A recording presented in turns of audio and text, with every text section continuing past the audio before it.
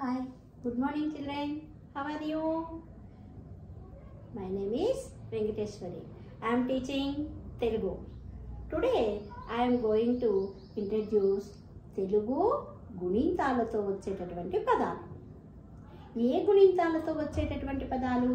అంతకుముందు మనం తలకట్టు, కొమ్ము, దీర్ఘంతోనూ మరియు గుడితోనూ, గుడి దీర్ఘంతోనూ, కొమ్ముతోనూ, కొమ్ము దీర్ఘంతోనూ మనం ఏత్వము, ఐత్వము, ఓత్వము, ఔత్వము వీటన్నిటితో గుణింతాలు మనం రాయాల్సిందే. వాటిలో మనం కొన్ని రాసిస్తాం.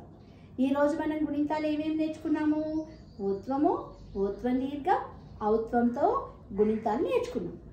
ఆ గుణింతాలతోనే ఒత్తులు లేకుండా ఆ గుణింతాలతో వచ్చేటటువంటి పదాలను మనం చూద్దాం. ఆ పదాలు నేర్చుకున్న తరువాతనే మనం ఒత్తులతో వచ్చేటటువంటి పదాలు నేర్చుకోవాలి. ఫస్ట్ ఒత్తులు లేకుండా ఆ గుణింతాలతో వచ్చేటటువంటి పదాలను నేర్చుకుందాం. ఏమేమి? ఓత్వంతోనూ వచ్చేటటువంటి పదాలు. ఇప్పుడు ఓత్వంతో వచ్చేటటువంటి పదాలు. ఓత్వంతో వచ్చే పదాలు చెప్పండి. అంతకుముందు కొమ్ము, కొమ్ము దీర్ఘం, ఏ, ఐత్వము వీటితో చెప్పారు కదా. అలానే ఓత్వము స్టార్ట్ అవ్వాలి. మనకి కాకి ఓత్వము, కాకి ఓత్వంతో, గాకోత్వంతోనూ, చావోత్వంతోనూ ఏదైనా సరే అంటే హల్లుతో కూడుకొని అచ్చుని గుర్తుగా ఉపయోగించుకొని వచ్చేటటువంటి గుణింతంతో మనము పదాలని రాయాలి. కాకోత్వం ఇస్తే కో,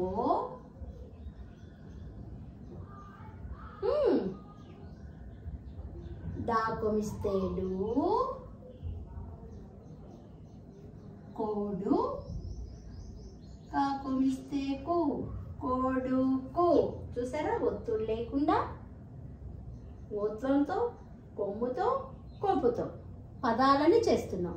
ఎటువంటి ఒత్తులు? హల్లులకు వచ్చేటటువంటి ఒత్తులను ఉపయోగించట్లేదు. అచ్చులకు వచ్చేటటువంటి గుర్తులతోనే మనము పదాలని రాస్తున్నాం. అలానే కాకోత్వం ఇస్తే కో, కోకి సున్నా పెడితే కొమ్, గా, కొంగా. అలానే ఇంకా వచ్చేటటువంటి పదాలు ఏంటి? పాకోత్వం ఇస్తే పో, డాగుడిస్తే డి, పొడి. ఇంకా గాకోత్వం ఇస్తే గో, డాకోమిస్తే డు, గాకోమిస్తే గు, గోడుగు. అలానే ఇంకా ఏం పదాలు రాయొచ్చు? కాకోమిస్తే కో, మా, రాకు దీర్ఘమిస్తే రా, లు, కొమరాలు. అలానే కాకి కొమ్ము దీర్ఘమిస్తే కు, తాకొమిస్తే తూ, రాకొమిస్తే రు, కూతురు. ఇంకా ఏం పదాలు రాయొచ్చు చెప్పండి. ఇంకా మీరు కూడా ఆలోచన చేయాలి. ఇంకా ఆలోచన చేసి చెప్పాలి. ఇంకా ఏమొస్తుంది? హిల్, కాకోత్వం ఇస్తే కో, కాకి సున్నా పెడితే కొమ్. ఇక్కడ ఏంటి? సున్నాతో కూడుకున్నటువంటివి ఏం చెప్పాను నేను? సంయుక్త అక్షరము అని చెప్పాను కదా. కొండ. ఇవన్నీ కూడా ఓత్వంతో మనం రాసేటటువంటి పదాలు. అలానే మన వెజిటబుల్ కూడా వాడుతూ ఉంటాం కదా. ఏంటది? సొరకాయ అంటాం కదా. సాకోత్వం ఇస్తే సో, రా, కాకు దీర్ఘం ఇస్తే కా, యా, సొరకాయ. ఇలా రాసాం. అలానే ఓత్వం దీర్ఘంతో, ఓత్వం దీర్ఘంతో కూడా మనం రాసేటటువంటి పదాలు. ఇంకా ఓత్వం దీర్ఘంతో ఏం రాయొచ్చు అనేటటువంటి మీరు ఇప్పుడే ఆలోచన చేస్తున్నారా? ఓత్వం దీర్ఘం 1, కాకోత్వం దీర్ఘం ఇస్తే కో, తాగుడిస్తే తి, కోతి. అలానే ఇంకా ఏం రాయొచ్చు? కోడి. కోడి అంటే ఏంటో గుర్తొచ్చిందా? రోజు అడుగుతూ ఉంటారు కదా. చికెన్ చికెన్ అని. కాకోత్వం దీర్ఘమిస్తే కో, కాగుడిస్తే కి, ఇలా కోకిల తీయగా పాడుతుంది. కోకిల అంటూ ఉంటాం కదా, కోకిల. అలానే ఇంకా ఏం రాయొచ్చు? కోడి, కోతి, కోకిల అయిపోయినాయి. కోడలు. కాకోత్వం దీర్ఘమిస్తే కో, డాలు, కోడలు. ఇంకా ఏం రాయొచ్చు? కోలాటం. ఇంకా ఏం రాయొచ్చు? మీరు కూడా ఆలోచన చేయాలి. గోడ.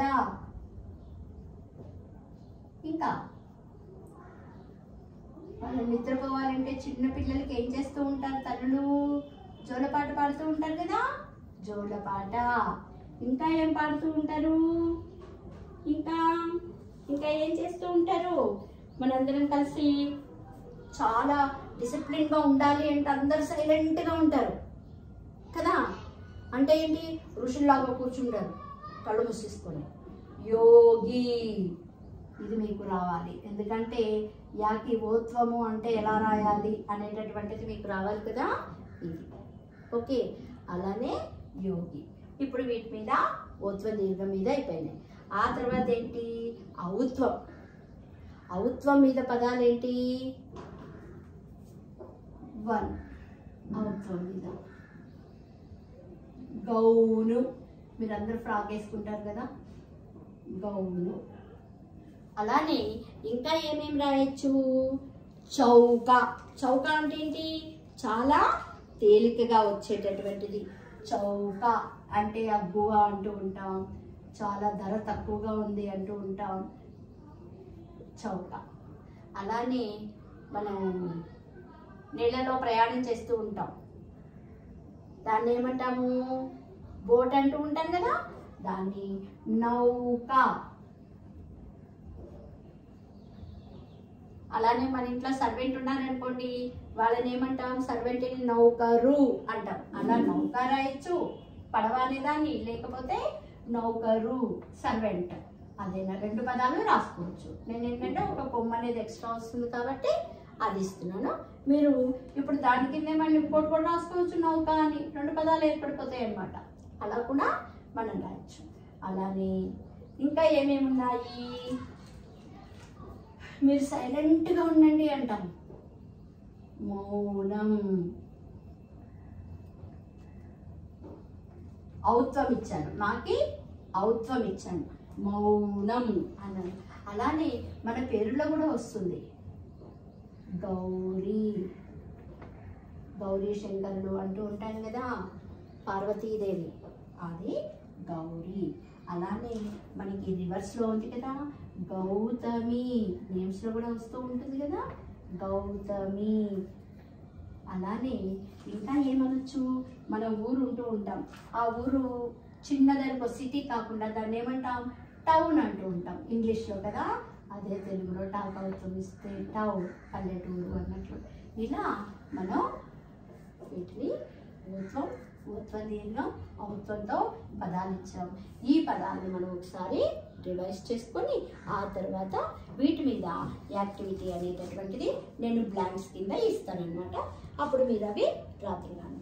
ఫస్ట్ కాకోత్వం ఇస్తే కో, డాకోం ఇస్తే డు, కాకోం ఇస్తే కు, కొడుకు. నేను ఎందుకు ఇన్నిసార్లు చదువుతున్నాను మ్యామ్, నాకు ఓత్వం అనగానే ఇవి తెలుసు కదా అని మీకు డౌట్ వస్తుంది. కానీ ప్రతి అక్షరము కూడా ప్రొనౌన్సియేట్ చేయాల్సిందే. చేస్తేనే మనకి బలంగా అక్షరాలు అనేటటువంటివి మైండ్లో నాటుకుపోతాయి.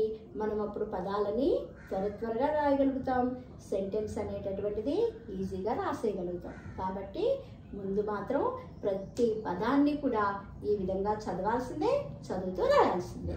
ఓకే, కాకోత్వం ఇస్తే కో, డాకోం ఇస్తే డు, కాకోం ఇస్తే కు, కొడుకు. ఇప్పుడు నేను మీకు ఉక్తలేఖనం అంటే డిక్టేషన్ చెప్పాను అనుకోండి, చెప్పినా కూడా మీరు ఇవి ప్రొనౌన్సియేట్ చేసుకుంటూ రాయాల్సిందే.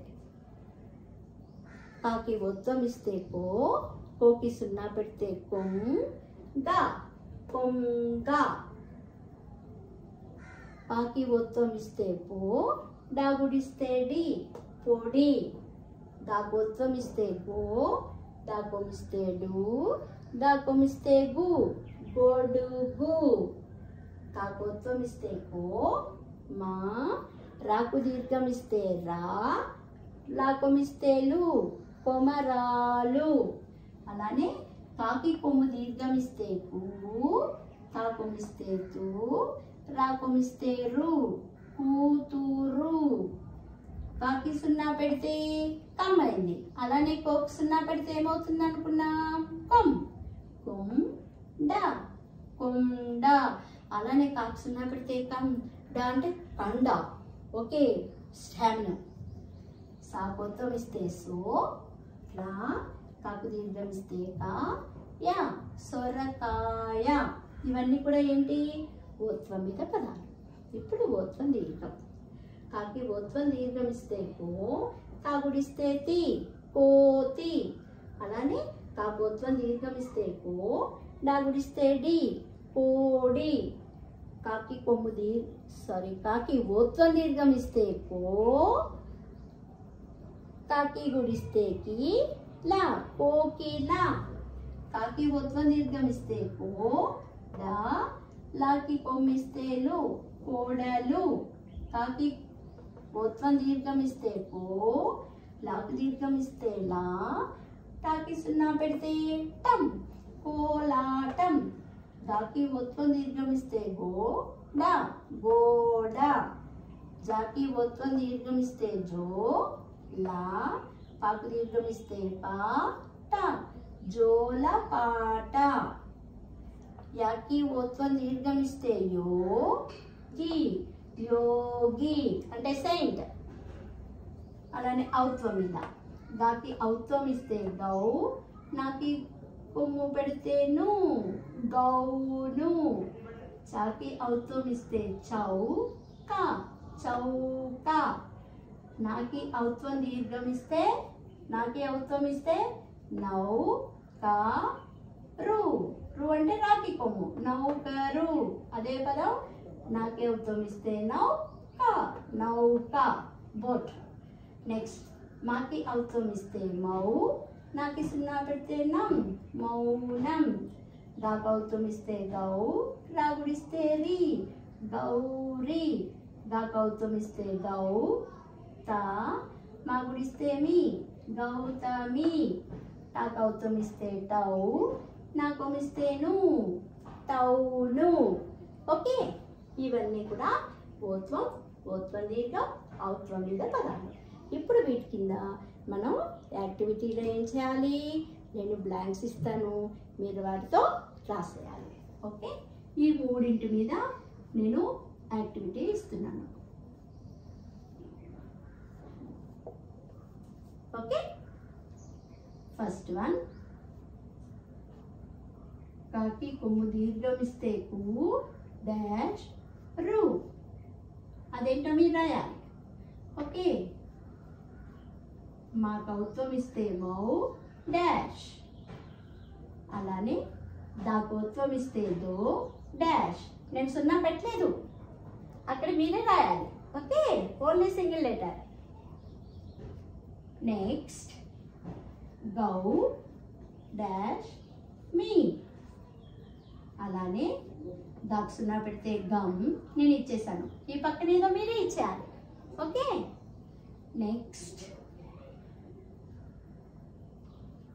జో, డాష్. అంతే, మీరే రాయాలి ఏంటనేది. అక్కడ ఏది సరిపోతే అది రాయాలి.